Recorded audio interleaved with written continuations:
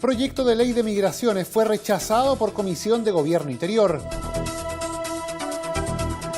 Avanza proyecto que busca incorporar y regular uso de cannabis con fines terapéuticos. Comisión investigadora por el caso Notarios recibe a ex postulante a notaría de Pirque. Cámara aprueba en general proyecto misceláneo de reforma constitucional. Continúa análisis de proyecto sobre estatuto administrativo de asistentes de la educación. Cámara ratificó integrantes del Consejo Resolutivo de Asignaciones Parlamentarias.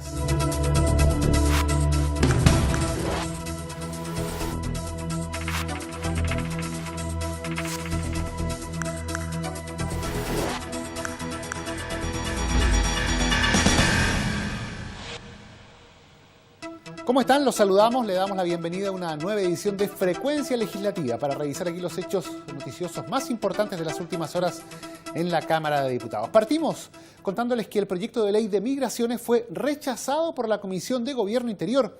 En favor de la idea de legislar se manifestaron 5 legisladores de la nueva mayoría, en tanto que los 5 diputados de la oposición presentes, sumados al presidente del grupo parlamentario, el DC Marcelo Chávez, votaron en contra de la norma. Todos los detalles los vemos a continuación.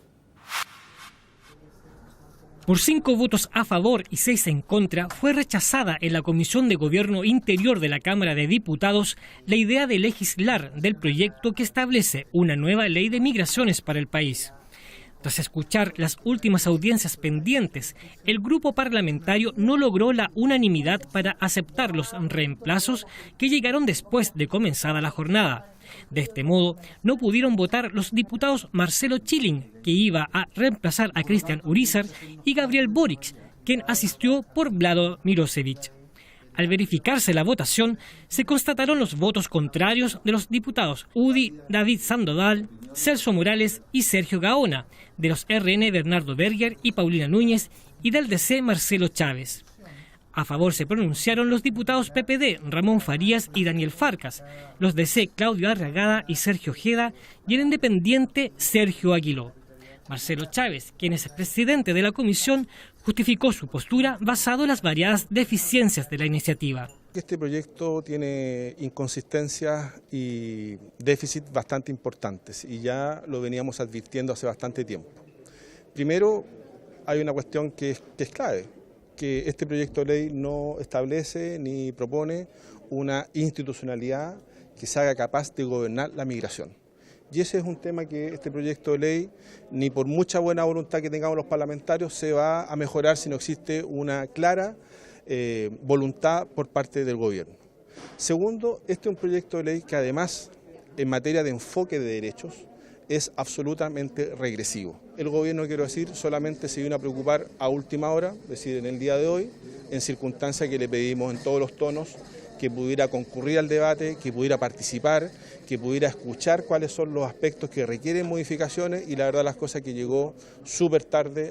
El diputado David Sandoval coincidió en la visión y remarcó la necesidad de enfrentar el tema migratorio en todas sus dimensiones. Y esto nos obliga obviamente a ponerle presión respecto de la necesidad y la urgencia de escuchar en definitiva a quienes están hoy día viviendo esta realidad a través de sus organizaciones, de la sociedad civil, responder precisamente a esos requerimientos y construir una ley que realmente se haga cargo cabalmente en todo su contexto, no solamente de los aspectos migratorios, del movimiento de personas, sino que también de lo que significa llegar a Chile esta cantidad importante de connacionales de diferentes lugares del mundo y que obviamente tenemos que hacernos cargo no solamente desde el punto de vista de su migración, no solamente desde el punto de vista de su movimiento, sino que toda la gama de derechos que eso involucra y las obligaciones que le asisten al país.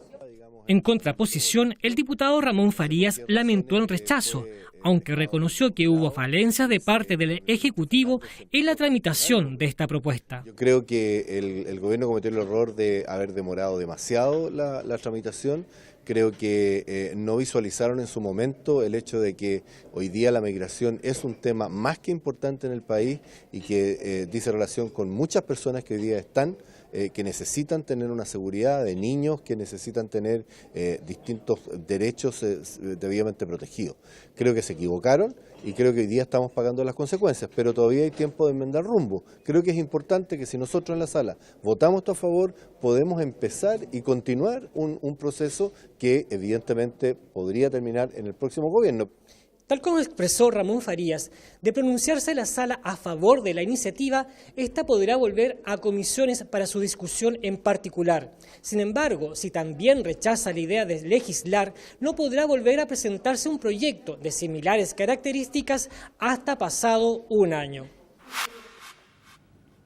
Y avanza el trámite del proyecto que busca incorporar y regular el uso de la cannabis con fines terapéuticos.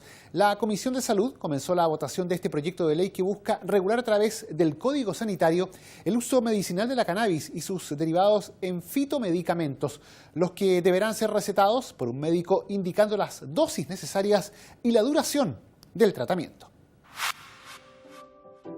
La Comisión de Salud aprobó el artículo 2 del proyecto de ley que propone modificar el Código Sanitario para incorporar y regular el uso de productos derivados de cannabis con fines terapéuticos.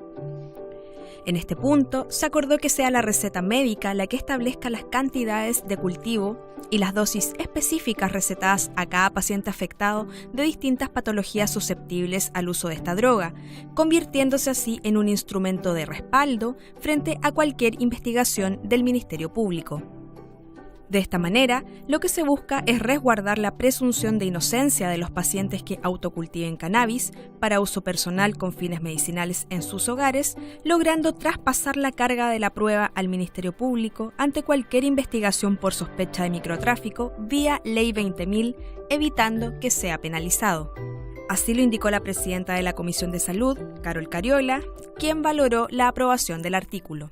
Es un resguardo para la presunción de inocencia frente a un proceso de juicio que se puede seguir llevando adelante. Una investigación no se frena con esto, sino que muy por el contrario, puede continuar, pero sin estos procedimientos previos que llevan detenidos a los pacientes, que les quitan su medicina y que derechamente les generan un daño moral tremendo porque los tratan como delincuentes, los criminalizan cuando en realidad lo que son es enfermos, pacientes que necesitan de su fitofármaco. La comisión contó con la presencia de múltiples asociaciones que apoyan el autocultivo de esta planta con fines medicinales, entre ellos Ana María Gasmuri, directora ejecutiva de la Fundación Daya, quien manifestó su satisfacción frente al resultado. Estamos muy contentos porque sentimos que hoy día se impuso el sentido común, el respeto a lo que es la experiencia ya de 5 años de tantos pacientes hoy día que están autocultivando, ¿cierto? Y que están teniendo con acompañamiento médico, supervisados por sus médicos, teniendo buenos resultados en lo que es el uso medicinal del cannabis. Esto también tiene otra cosa positiva, que incita a que los pacientes estén acompañados por un médico, a que no lo hagan tan solo de manera autónoma, con los errores que eso pueda llevar, sino que lo hagan bajo la vigilancia médica. Y eso nos otorga, por supuesto, que mayor seguridad sanitaria para los pacientes y nos deja muy tranquilos. Por su parte, Fabiola Campos, representante de Fundación Daya Quilpué, recalcó la gran diferencia entre pacientes que necesitan para uso medicinal y terapéutico y para quienes la cultivan con fines de narcotráfico. Es ahora que necesitamos esta receta, es ahora que necesitamos que estas mamás no se vayan presas, que no le quiten esos medicamentos, que en 6 meses van a estar listos después. O sea, imagínate, ¿de qué estamos hablando? De una persona que se va a sentir 6 meses mal para poder de nuevo obtener su medicamento. ¿Por qué? Porque está siendo tratada como una narcotraficante, cuando esto es solamente debido al autouso para la autosanación. El siguiente paso es terminar la tramitación del proyecto en la comisión, donde se acordó por unanimidad aprobar en la próxima sesión y sin discusión una indicación conjunta para clarificar elementos como la determinación de las enfermedades susceptibles a esta droga y el establecimiento de un reglamento que determine su uso. La cannabis es una planta a la que se le han atribuido múltiples propiedades curativas y medicinales, siendo utilizada para tratar fuertes dolores, insomnios, falta de apetito o espasmos, entre otras dolencias. Así, esta iniciativa responde a la inquietud de varias organizaciones que ven en el uso medicinal del THC, el principal constituyente psicoactivo del cannabis, una solución a padecimientos como la epilepsia refractaria, la esclerosis múltiple, el cáncer, el glaucoma, la fibromialgia o el dolor crónico. Y la comisión investigadora por el caso Notarios recibió al ex postulante a la notaría de Pirque, Ricardo Moyano Monreal, quien fuera objetado por la Contraloría para asumir dicha función. Este realizó sus descargos y confirmó la presentación de un recurso de protección ante tribunales. La instancia, que fue conformada tras la designación de 100 nuevos cargos de notario a lo largo del territorio nacional, recibió el testimonio del abogado Ricardo Moyano Monreal, ex jefe de gabinete del ministro de Agricultura Carlos Furche, quien no pudo asumir como notario y archivero en Pirque. El objetivo de su comparecencia fue escuchar sus descargos, luego de que la Contraloría General de la República estableciera que no cumplía con los requisitos necesarios para reemplazar a Paul Stack, quien dejó el cargo para asumir en la tercera notaría de Valparaíso. Moyano dijo ser víctima de un conflicto producido entre el Poder Judicial y la Contraloría, asegurando que contaba con las competencias requeridas para llegar al cargo, al cual había accedido tras un concurso y no por razones políticas. Me siento víctima de un gran conflicto que se está produciendo entre el Poder Judicial y la Contraloría. Yo no soy el primer caso, está la contienda de competencia de la DGAC, en fin, no es el primer caso, está la situación de Gendarmería, y yo lamentablemente, cuando digo lamentable es porque yo tengo una familia, tenía un trabajo que dejé por transparencia el día mismo que fui nombrado notario, y todo eso ha repercutido en mi vida particular. Y en esa perspectiva me parece que, siendo víctima de aquello, no me parece justo que se produzca y se personalice y se politice. En tanto, el presidente de la comisión investigadora, Leonardo Soto, señaló que debido a las alusiones que se han hecho en este caso tanto al interior de la comisión como en los medios de comunicación, la instancia debía recibir el testimonio de Moyano, respecto de quien la Contraloría no tomó razón de su nombramiento. A nosotros nos interesa que el trabajo sea desarrollado de manera más seria, con el mayor fundamento posible, así que en consecuencia nos pareció adecuado recibirlo.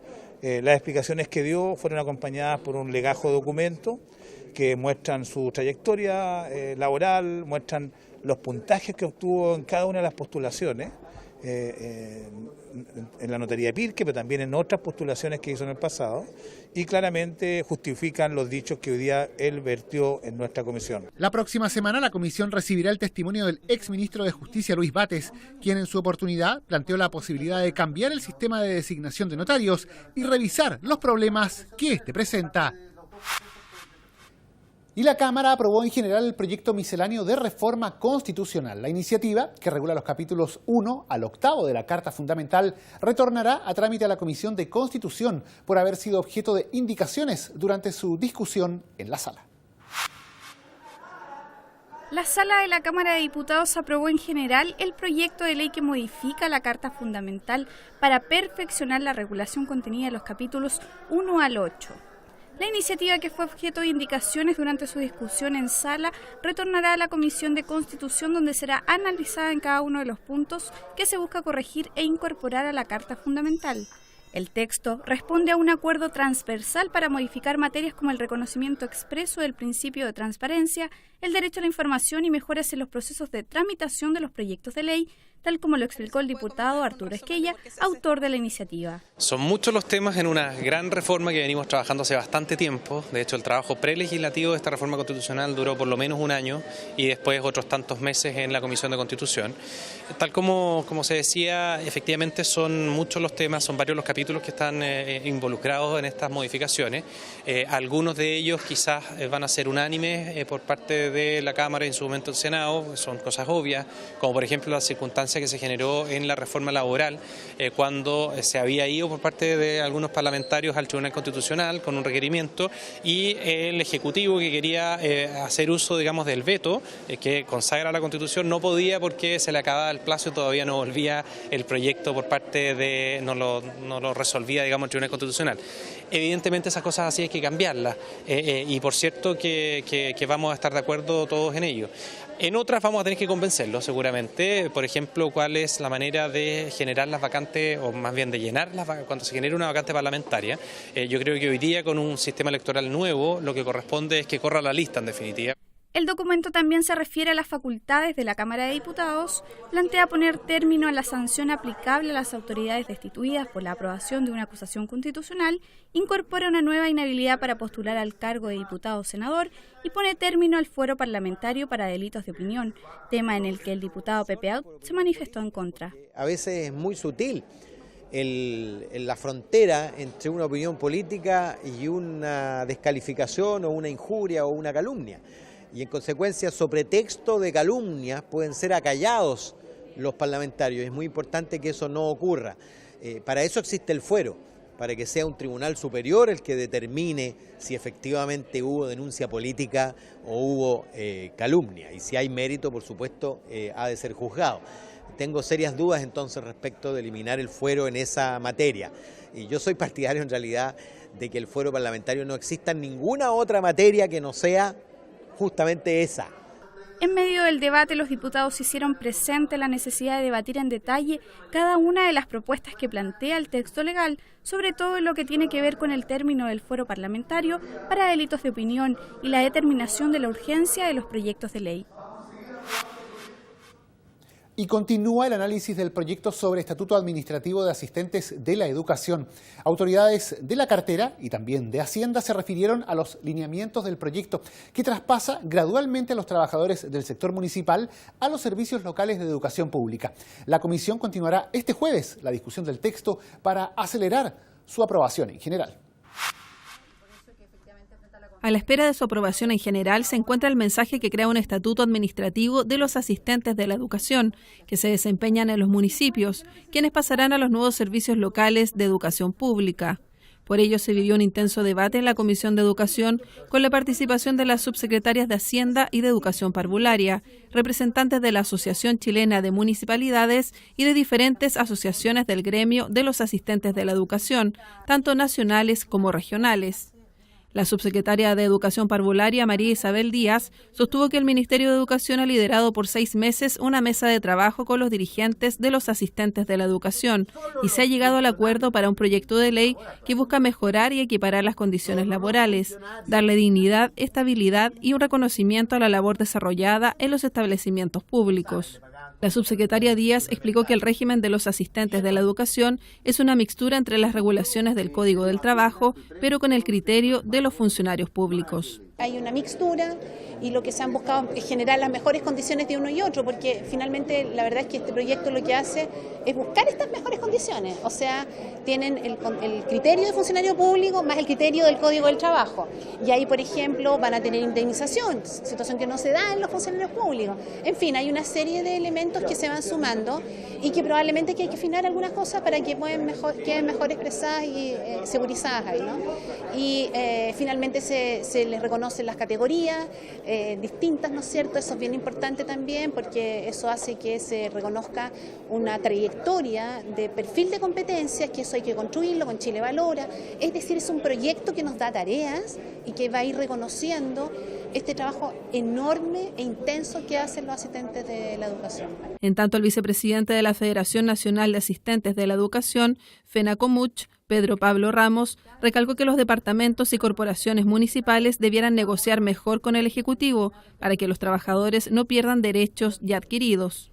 Yo creo que aquí las corporaciones municipales, los DEN de municipalidades, tendrían que haber llegado a un acuerdo en este caso con el Ministerio de Educación, donde se reconozcan los derechos adquiridos de los trabajadores, tanto de los departamentos municipales como de las corporaciones municipales.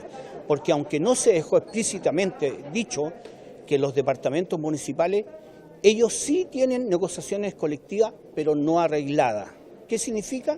Que el alcalde le ha dado beneficios que con esta ley los van a perder. Por su parte, el presidente de la Comisión de Educación, Rodrigo González, detalló que la Ley de Nueva Educación Pública exige el traspaso de los asistentes de la educación en forma simultánea con los docentes. La ley NEP exige que los asistentes de la educación sean traspasados en conjunto con los docentes, y que por lo tanto el tener un estatuto significa también una protección fundamental para todas y todos los asistentes, incluidos los de las corporaciones, cuando estemos bajo el régimen de los nuevos servicios locales de educación. Estamos hablando de más de 120.000 trabajadores y de una cifra que se incrementó sustantivamente, ¿no? Llegando a superar los 50.000 millones de pesos, ¿no? Desde un presupuesto que inicialmente tenía solamente 11.000 millones. Entre los beneficios que propone el proyecto se considera una asignación de reconocimiento por desempeño en establecimientos de alta concentración de alumnos prioritarios, bonificaciones para quienes ejercen en recintos calificados como de desempeño de excelencia académica y especial por desempeño en regiones extremas, y se mantiene el bono para asistentes de la educación de la Ley 20.883. Además, se establece como permanente el bono de desempeño laboral, con un monto máximo de 10 UF para un trabajador con 44 horas semanales, con 6 UF de base y 4 UF variables, ya sea por años de servicio, escolaridad, convivencia escolar y resultados del CIMSE según el índice de vulnerabilidad escolar por establecimiento. Las remuneraciones de los asistentes de la educación que se desempeñan en establecimientos de educación parvularia vía transferencia de fondos de la JUNJI se determinarán por el Código del Trabajo. Este año se considera traspasar los servicios educacionales del sector municipal a 2 servicios locales de educación pública a partir de marzo y 2 a partir de julio, lo que representará un gasto de 292 millones, traspasos que continuarán por los siguientes 8 años hasta llegar a los 70 servicios locales de educación. Y tras un extenso análisis en reuniones de comités, finalmente la Sala ratificó por separado los nombres de Enrique Marchal como ex consejero del Banco Central, Arturo Irarrázaval como ex decano, José Antonio Gómez como ex senador, Alfonso Vargas en calidad de ex diputado y Andrés Saldívar por ser ex ministro de Hacienda, todos ellos como integrantes del Consejo Resolutivo de Asignaciones Parlamentarias para el próximo periodo legislativo. Revisemos las impresiones tras esta votación. Aquí desde el Frente Amplio venimos con un mandato, que no es que el cuoteo ahora pase a ser trinominal y que nos incluyan a nosotros en este tipo de negociaciones, sino que cambie la lógica de que a este tipo de cargos que requieren cierto tipo de idoneidades, que acá no se discuten, sino que solamente un cuoteo político, se termine. Por lo tanto, la propuesta que nosotros hicimos es que, por ejemplo, en el Consejo de Asignaciones Parlamentarias sea electo mediante cargos de alta dirección pública, mediante un concurso de alta dirección pública, y no uno para la derecha, uno para la concerta. Al final lo que termina pasando es que esto se replica en diferentes instituciones, el Tribunal Constitucional, el Consejo del Instituto Nacional de Derechos Humanos, la Corte Suprema, y eso, uno, no representa la diversidad de Chile, 2, no tiene que ver con las idoneidades para el cargo. Por lo tanto, lo que le queremos notificar a nuestros colegas parlamentarios es que desde el Frente Amplio vamos a impulsar de que la lógica del cuoteo político sin discusión de idoneidad para el cargo se termine de una vez por todas. Para nosotros el Consejo de Asignaciones Parlamentarias tiene que ser un consejo que tenga autonomía, que sea capaz de evitar que nosotros nos autorregulemos, y para eso necesitamos que existan otro tipo de personalidades, no necesitamos que estén los nombres que están ahí, y menos a través de un acuerdo binominal. Por lo tanto, no estábamos de acuerdo con el procedimiento, que era una cuestión de fondo, y por supuesto que tampoco estábamos de acuerdo con Andrés Saldívar como miembro del Consejo. El cuestionamiento que ha hecho el Partido Socialista no tiene que ver con una persona, no tiene que ver con un currículum determinado, sino que aquí un resabio del antiguo sistema binominal en que hacía que 2 bloques se pusieran de acuerdo de antemano y le propusieran nombres al país por 4 años, ya ha fracasado. Estamos en nuevos tiempos. No es posible que se definan de antemano, en una condición cerrada, nombres cuyos criterios, cuyo salario, cuyo tiempo de dedicación y cuya fiscalización, que es muy importante en el Congreso, sea hecha incluso por personas que son incumbentes. El punto acá es que tenemos una mirada distinta de la importancia que tienen este tipo de instituciones. Yo creo que nosotros tenemos que hacernos cargo de la tremenda desconfianza que tiene la gente con la política. Y cuando al final la gente siente que los políticos que pierden al final siempre quedan en cargos de poder, eso daña nuestra imagen ante la ciudadanía, daña ante el país. Y nosotros tenemos el derecho como Partido Comunista de tener un punto de vista distinto. Y solo hicimos ejercicio de ese derecho. Hoy día acá se aprobó el nombre de Andrés Saldívar. Independiente de nuestra opinión, y nosotros respetamos lo que democráticamente se votó, puede no parecernos, podemos pensar que es una mala señal, pero lo respetamos. Yo dije que si nosotros, después de haber sufrido la derrota que sufrimos en las últimas elecciones, no éramos capaces de empezar a tejer confianza, y una de las confianzas se daban en esta votación, realmente era muy poco lo que podíamos mirar en positivo el futuro. Lo que se planteó derechamente, y además lo dije también en mi discurso, que yo entendía que quienes no formaban parte del acuerdo político en la bicameral tenían todo el derecho a votar en contra, pero que de quienes sí formaron parte del acuerdo en la bicameral tenían que votar a favor, y era votar a favor de los 5. Y con esta información nosotros ponemos término a la presente entrega noticiosa acá en Frecuencia Legislativa. Les recordamos que el detalle de todas estas noticias siempre está disponible en sus distintos formatos audiovisuales a través del www.cámara.cl en nuestra multiplataforma. Sigue en sintonía de Cámara de Diputados Televisión. Nosotros nos reencontramos próximamente.